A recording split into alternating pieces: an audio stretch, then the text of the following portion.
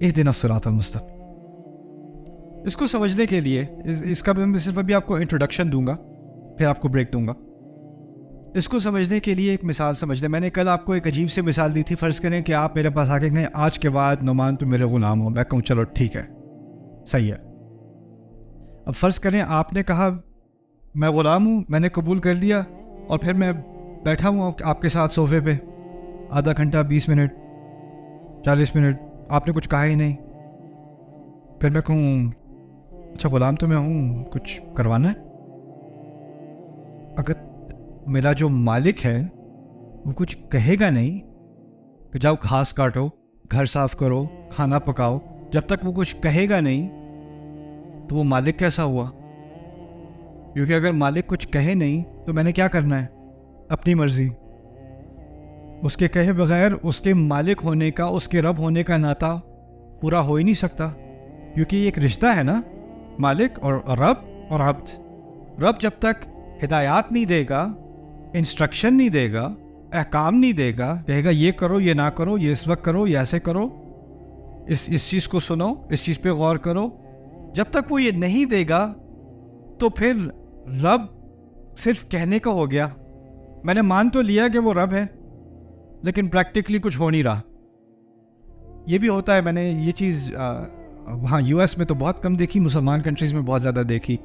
ہمارے یہاں ٹائٹلز بہت ملتے ہیں جن سے کچھ ہوتا نہیں ہے. تو مجھے فلانے پروجیکٹ کا ڈائریکٹر بنا دیا یا ایڈوائزر بنا دیا، یا ایک میں بینہ کے ساتھ ایک یونیورسٹی تھی، ملک کا نام میں نہیں لوں گا، انہوں نے ایک میمورینڈم آف انڈرسٹینڈنگ کی ہماری یونیورسٹی کا بینہ انسٹیٹیوٹ کے ساتھ بہت تعاون ہے. 10 سال پہلے کی بات ہے، کچھ بھی نہیں کیا ہم نے، لیکن ایک سرٹیفکیٹ ہے، وہ تعاون ہے. یعنی کہنے کو تو ایک رشتہ ہے، لیکن پریکٹیکلی کچھ ہے کہ نہیں؟ نتھنگ. کہنے کی بات ہے بس. اور لیکن وہ جو ہاتھ شیک کرتے ہوئے فوٹو لینا بہت ضروری ہے. وہ بڑے مزے کے ہینڈ شیکس ہوتے ہیں یہاں. آپ صرف ہاتھ نہیں ملاتے ہیں، کہتے ہیں، پھر پکڑتے ہیں، پھر ایسے دیکھتے ہیں. کیونکہ اس کا اصل مقصد ہاتھ ملانا نہیں ہوتا، ہاتھ ملانے کا ریکارڈ ہونا ہوتا ہے، اس کو فریم کرنا ہوتا ہے.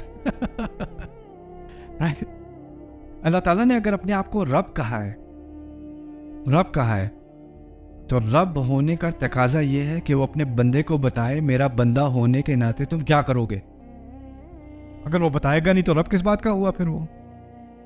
تو کیونکہ ہم نے ابھی خود ہی کہا نا کہ ہم عبد بننے کو تیار ہیں، ایاک نعبد، ہم آپ کی مدد مانگ رہے ہیں، تو ہم نے پہلی مدد کیا مانگی؟ اہدنا، ہمیں ہدایت دیں، ہمیں بتائیں ہم کیا کریں. اچھا اب تو ہو گئے، لیکن ہمیں پتہ نہیں کرنا کیا ہے، کیسے کرنا ہے. اور اس اہدنا میں 2 پہلو آ گئے، دونوں ایاک نعبد سے بھی متعلق ہے، ایاک نستعین سے بھی متعلق ہے اہدنا. یعنی ہمیں ہدایت دیں کہ آپ کی مدد کیسے آئے گی، دوسرے درجے میں. اور پہلی بات ہمیں ہدایت دیں ہم عبادت کیسے کریں، آپ کو خوش کیسے کریں.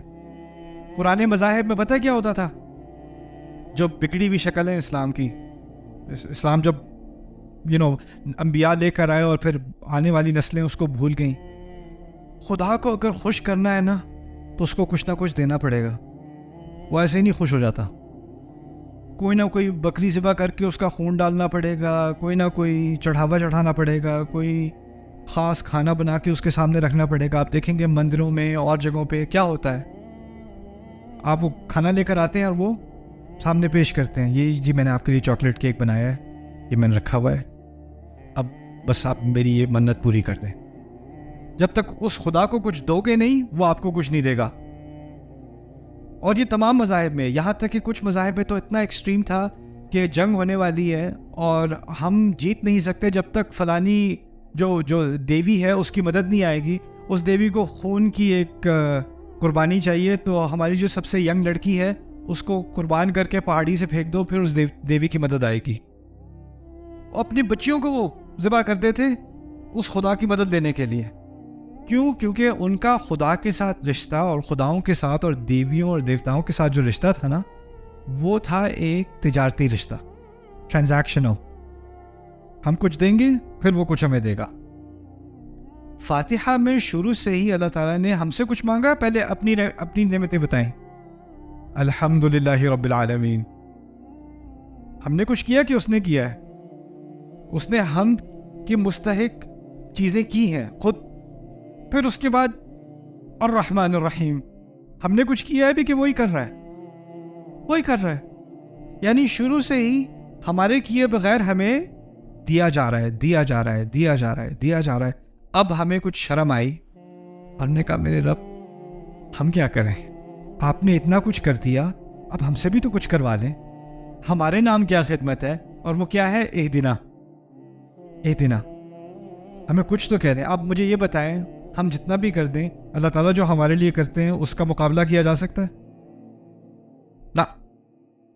تو یہ اہدنا میں بھی جو اللہ تعالیٰ جو ہم ہدایت مانگ رہے ہیں نا، وہ اصل میں اللہ تعالیٰ کو پہچاننے کے بعد کم از کم ہمارے رب ہم اس بات کا اعتراف کرتے ہیں کہ ہم آپ کا کبھی حق تو ادا کر نہیں سکتے، لیکن اگر کوئی چھوٹی موٹی ایسی چیز ہے جو ہم اگر پوری کر دیں تو آپ ہم سے راضی ہو جائیں، آپ ہماری عبادت قبول کر لیں، تو وہ بتا دیں وہ کیا ہوگی.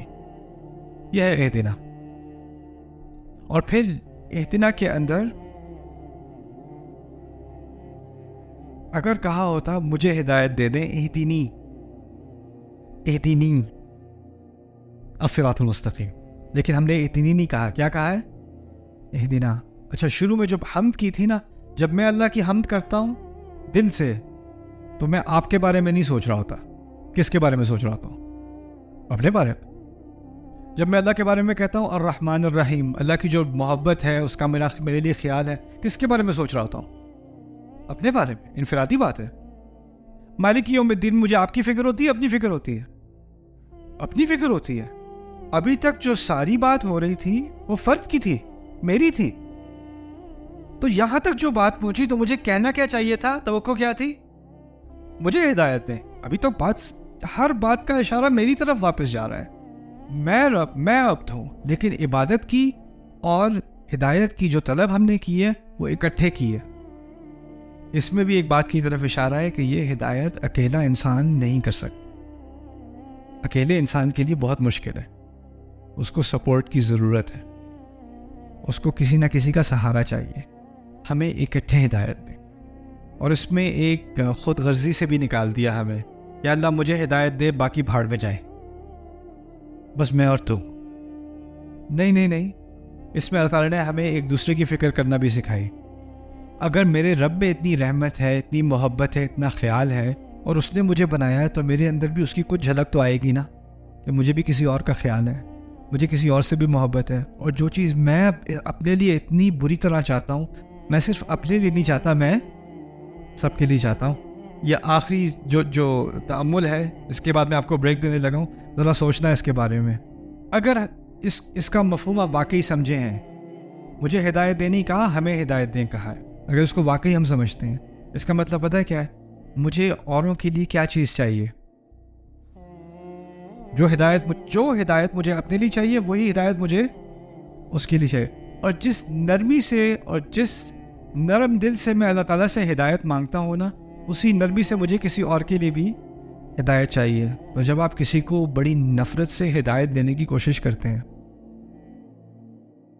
جب آپ یہ لوگ تو جہنمی، ان کو دیکھو کافر ہیں، یہ کافر، یہ فلانے ایسے ہیں، یہ فلانے مشرک ہیں، یہ فلانے جو الفاظ آپ استعمال کر رہے ہیں، یہ اہدنا کی روح سے صحیح ہے کہ نہیں؟